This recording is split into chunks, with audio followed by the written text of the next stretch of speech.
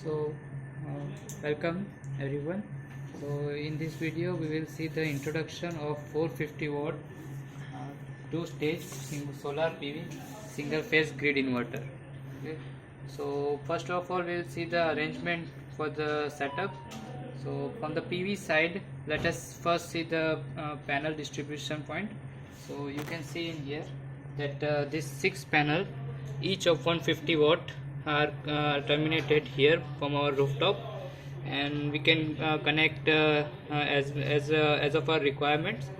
Okay, and then this is our STM32 rapid development kit.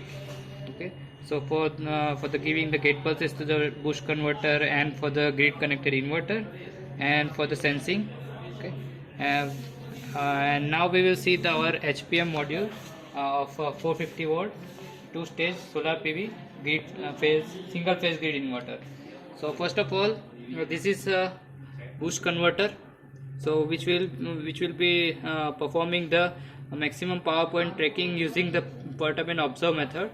So you can see that the current sensor, input current sensor is placed here, and input voltage sensor is placed here. Then the DC current sensing is here, and DC link voltage sensor is provided here. Okay, and this is a single phase grid connected inverter which is of edge bridge configuration. Okay, and one coupling inductor, and also some filter, LC filter is applied at the output of the single phase inverter.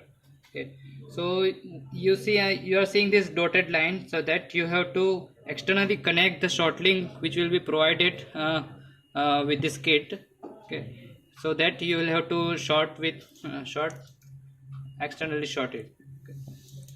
And after that 100 volt AC will be getting here, and one step up transformer is also will be provided, so which will be connected with the 230 volt grid. Okay, so this was the introduction of this 450 watt two stage solar PV single phase grid inverter. Thank you.